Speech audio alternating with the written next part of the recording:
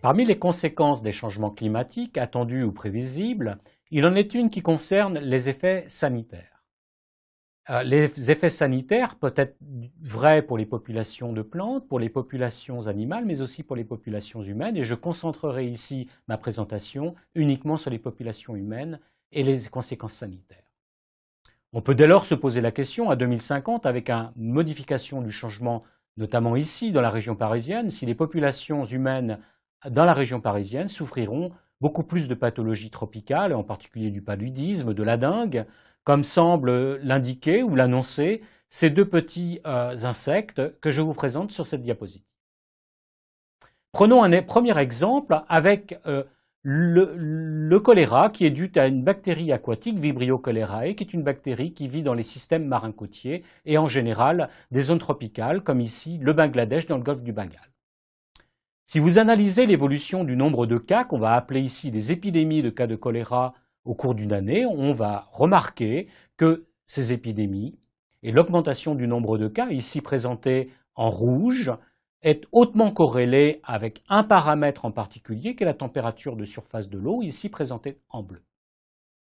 Au cours d'une année, on observe en général deux pics épidémiques, comme présenté sur ces diapositives, et le lien entre les cas de choléra, la bactérie responsable du choléra Vibrio cholerae et la température de surface de l'eau s'explique par la niche écologique occupée par la bactérie, qui va dépendre pour sa dynamique de population de l'augmentation de la température de surface de l'eau. Qu'observe-t-on maintenant si on prend et on considère cette même bactérie, ces mêmes épidémies de cas de choléra, mais au cours de plusieurs années? On observe de même cette même régularité, c'est-à-dire d'une cyclicité ou périodicité dans les épidémies, ici présentées en noir, pour deux villes qui sont Calcutta et Matlab au Bangladesh et en Inde. Et ces pics épidémiques de cas de choléra sont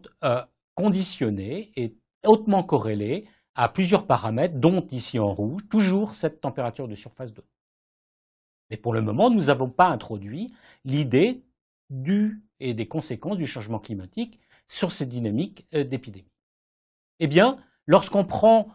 les cas de choléra sur plus de 100 ans, c'est-à-dire des séries temporelles très très longues, et que l'on croise avec un paramètre en particulier qui est ici l'oscillation de l'océan Indien, qui est un paramètre hautement corrélé avec le phénomène El Niño-El Niña, donc qui va dépendre de dérèglements climatiques à large échelle, on remarque que les cas de choléra sont hautement conditionnés par les valeurs prises par cette oscillation de l'océan Indien. Et dans la partie terminale de cette courbe, à partir des années 90-2000, on observe une augmentation du cas de choléra au Bangladesh, conditionnée par une variabilité et une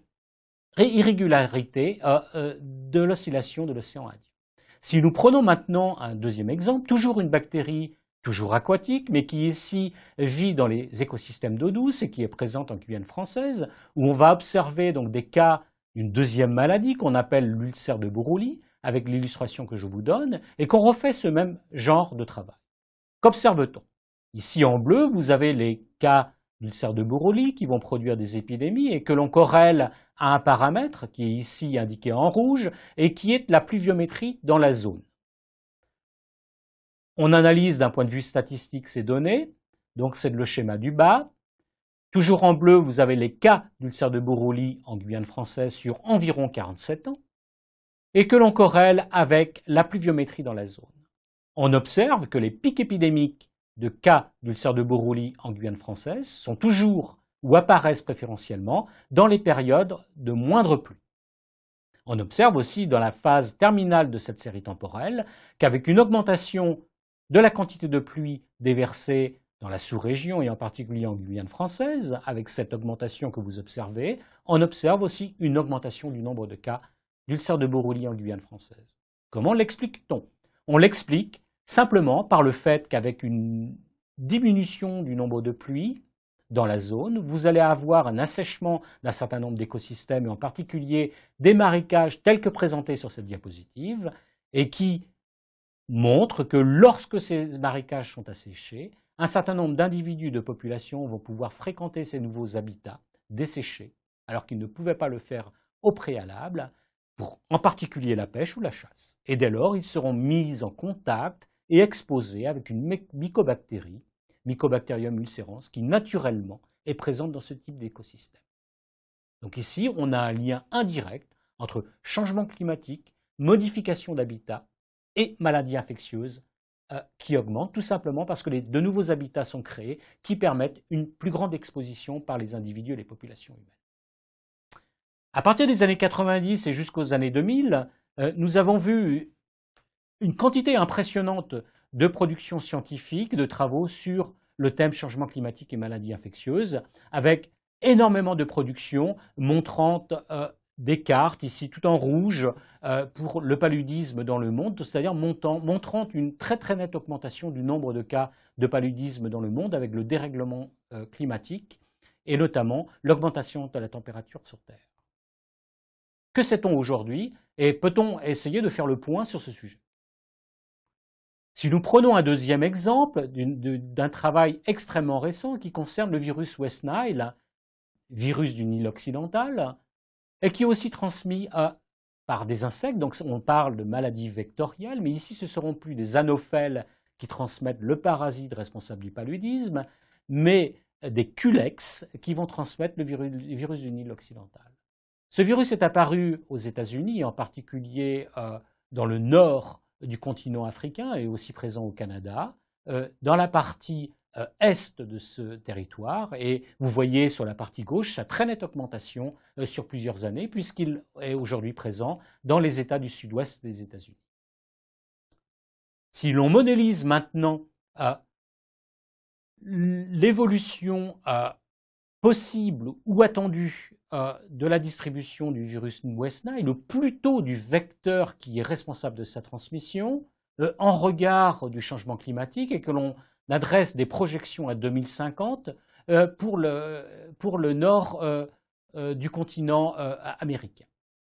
Et on observe une très très nette progression parce que les niches écologiques seront beaucoup plus favorables à la progression de ces fameux culex qui transmettent ce virus, plus au nord des États-Unis, mais aussi dans certaines provinces du Canada. Tout simplement parce que les conditions seront propices pour les populations de culex vecteurs de ce virus pour se développer. Mais ces travaux ne tiennent absolument pas compte, à savoir si ces populations de culex seront en possession du vecteur ou pas, et s'ils sont en possession de ce virus du Nil occidental, quelle sera la réaction du virus du Nil occidental par rapport à ces nouvelles conditions de température. Autrement dit, ces projections modélisent la distribution de l'insecte potentiellement vecteur du virus, mais ne modélisent pas les projections de l'agent infectieux lui-même, mais aussi des interactions qu'il est important de comprendre entre le virus et les fameuses populations de culex qui vont transmettre ou pas ce virus du Nil occidental. Et donc, globalement, toutes ces cartes sont très exagérées parce qu'elles ne regardent qu'un acteur du jeu qui est bien plus compliqué.